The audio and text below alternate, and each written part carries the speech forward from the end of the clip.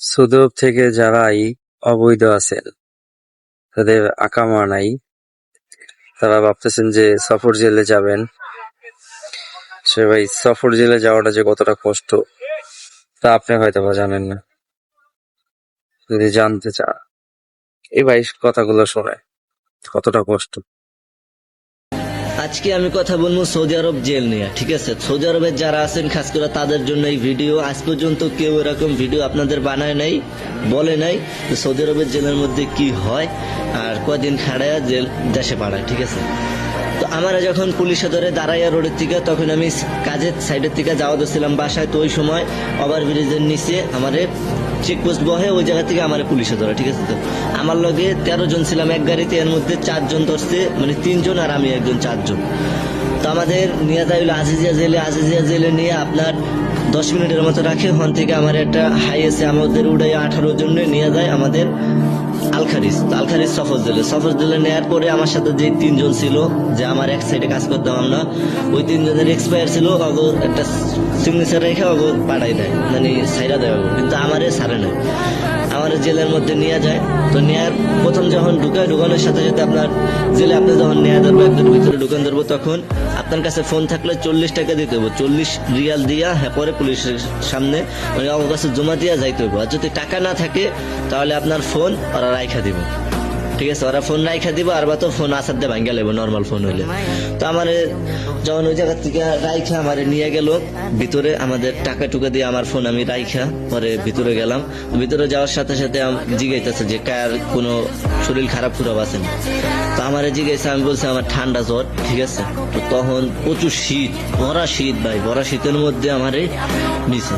তো নেওয়ার পরে আপনার জ্যাকেট জুকেট সবকিছু খুলে রাখছে, ঠিক আছে? পরে আমি কইছি আমি অসুস্থ করার পরে একজনের জিজ্ঞাইতেছে ভাই আপনি কোন জায়গাতে ধরা খাইছেন, ঠিক আছে? তো পরে আমি কইলাম যে ভাই আমি দাঁড়াইয়া থেকে। এর মধ্যে পুলিশ এখানে 3টা ঘুষি দিল, বুক টিক্কা ঘুষি দেওয়ার পরে কইতেছে কই তুই অসুস্থ, ঠিক আছে? পরে চুপচাপ রইলাম। পরে ওখান থেকে বেল বুল খোলে রাইখা দিল, খুদা একটা পাতলা গেঞ্জি পরে নিয়ে গেল জেলের মধ্যে। তো জেলের মধ্যে যাওয়ার সাথে সাথেই আপনার 280 জন লোক ঢুকছি। ঢোকার সাথে সাথে 6 বোতল পানি দিছে খাওয়ার জন্য। তো 6 বোতল পানি দেওয়ার সাথে সাথে একজনে সিলাই বিলাই লয়ে গেল, কারণ আমার তো জেল খাটার অভিজ্ঞতা নাই, আমি জীবনে খাটি নাই, ঠিক আছে? তো পানি নিয়ে গেছে, নিয়ে যাওয়ার পরে ভিতরে যখন ঢুকলাম, যেদিন কেমন পুলিশের দোস্ত দিন দুপুরবেলা খানা খাইছি, আর সারাদিনে তো খানা খাইনি। প্রচুর পানি পিপাসা লাগছে, ভাবছিলাম বাসা যায় পানি পুনি খাইমু, খানা খাইমু, ঠিক আছে? তো রাত 12টা বাজে যায়, ওই সময় দিছে পানি সব লয়ে গেছে গা। তো সারা রাত সারা দিন মানে পানি না খাওয়া। পরের দিনকে সকাল 10টা বাজে আইছে পানি, ঠিক আছে? পানি আসার পরে মানে পুরো খিদায় একবারে খারাপ অবস্থা। পরে ওখানে আপনার সকালবেলা আমারে দিল আপনার খানা দিছে একটা রুটি আর হইলো দুধ। তো রুটি হইলো কি, ওই যে সৌদি আরবে খমুস পাওয়া যায়, খমুস হইলো 6 টাকা করে, 1 টাকায় 6 পিস, 1 টাকায় 6 পিস। তো ওই ছোট খমুস দেয়, খুব শক্ত হয়ে থাকে, ওই সব খাইতে পারি না, ঠিক আছে? তো জেলের ভিতরে ওইটার মধ্যে ছিলাম। তো জেলটা এরকম সিস্টেম যে আপনার এই উপরে দেয়ালটা আছে না, দেয়ালের চারো কিনার এসি লাগাই না, এসিটা ফুল পাওয়ারে ছেড়ে দিব। ভরা শীতের মধ্যে কিছু নাই, মানে ঠান্ডায় বড় হয়ে যাবে, ঠিক আছে? মানে যে কদিন থাকবেন শিক্ষা হয়ে যাবে। আর বাড়া ঠিক এরকমই, যেমন উপরে খালি নেট দেওয়া, উপরে বৃষ্টি পড়লে বৃষ্টিতে বেচবেন, ঠান্ডা পড়লে ঠান্ডা বেচবেন। মানে এত পরিমাণ খারাপ একটা অবস্থায় ছিলাম যা বলার বাহিরে। এত কষ্ট দিছে, মানে প্রতিদিন টিকিট আহে কিন্তু আমার টিকিট আহে না, প্রতিদিন টিকিট আহে আমার টিকিট আহে না। এত পরিমাণ খারাপ লাগতেছিল নিজের কাছে। 15 দিন পরে আমার টিকিট আসছে। তো টিকিট যেদিন আসছে ওই দিনকে আমাদের নিয়ে গেছে, নিয়ে সবার ফোন সবার হাতে দিছে, হাতে দিয়া আমাদের একবারে রিয়াদ এয়ারপোর্টের পিছনে একটা জেল আছে, তো ওই জায়গায় নিয়ে রাখছে, ঠিক আছে? তো রাখার পরে সন্ধ্যা 6টা বাজে আমি বাড়িতে ফোন দিছি, মানে আমার ফোনে চার্জ ছিল না, অন্য একজনের ফোন দিয়ে ফোন দিছি আমার বোনের, যে আপু তোরা আমারে নিতে আয়। তো আমার মনে আজকে রাত্রে ফ্লাইট হয়ে যাবো, মানে কথা বলতে পারি না, একবারে সাউন্ড আস্তে আস্তে আসে, কারণ ঠান্ডায় বরফ হয়ে গেছিলাম গা, এত পরিমাণ ঠান্ডা হয়েছে। তো এয়ারপোর্টে 6টা বাজে ঢুকানোর পরে তো আমি ভাবছি হয়তো আমার ফ্লাইট হয়ে যাবো গা 8টার মধ্যে, ঠিক আছে? তো 8টা বাজে যায়, মানে 6টা বাজে গেট আটকাই থুয়ে ওরা গেছে, কোনো লোকজন নাই। 8টা বাজে যায় ফ্লাইট হয় না, রাত 10টা বাজে যায় ফ্লাইট হয় না, 12টা বাজে যায় ফ্লাইট হয় না, সকাল হয়ে যায় ফ্লাইট হয় না, কোনো খানা খুনা কিছু দেয় না।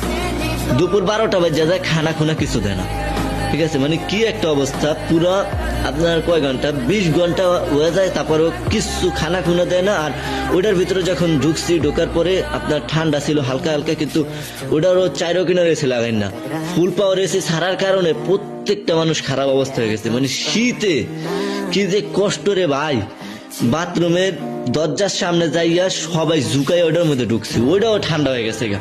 মানে এত পরিমাণ কষ্ট করছি যা বলার বাহিরে। ওই জেলের, সৌদি আরবের জেলে যে কষ্ট করছি, তারপরে জেলের কষ্ট সবকিছু ছাইরা মাইরা আয়া যখন এয়ারপোর্টের জেলে কষ্ট করছি, তখন সবচেয়ে বেশি খারাপ লাগছে।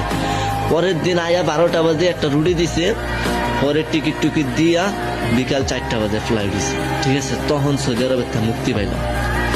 মানে কষ্ট ভাই, অনেকে ধরেন 1 মাসও খাটার লাগে, আবার অনেকে 7 দিন, অনেকে 10 দিন, অনেকে 14 দিন। কিন্তু যারা শীতকালে যে জেল খাচ্ছে তারাই জানে যে কতটুকু কষ্ট। হয়তোবা আপনাদের যাদের আকামা নাই, আমার এই ভিডিওটা আপনাদের পুরো কাজে লাগবে, শেয়ার দিবেন, ঠিক আছে। আপনার আইডিতে শেয়ার দিবেন, যাতে মানুষজন যেভাবেই হোক আকামাটা বানায়, ঠিক আছে। আকামাটা বানায়, ভবিষ্যতের লেগে হইলো আকামাটা বানায়। কিন্তু আমার তো খরচ মেরে দিয়েছিল, এই কারণে আমি বানাইতে পারি নাই। আপনারা বানানোর চেষ্টা করবেন যেভাবে হোক, নাহলে অনেক কষ্ট করে ওই দেশের থেকে ফেরত আসতে হবে। ইনশাল্লাহ সবাই ভালো থাকবেন, সুস্থ থাকবেন, আর আমার জন্য সবসময় দোয়া করবেন। আমি আপনাদের অনেক ভালো ভালো ইনফরমেশন দিতে পারবো, ঠিক আছে। মানে এই সব কেউ আজ পর্যন্ত দেয় নাই আপনাদের, কিন্তু আমি দিলাম, ঠিক আছে।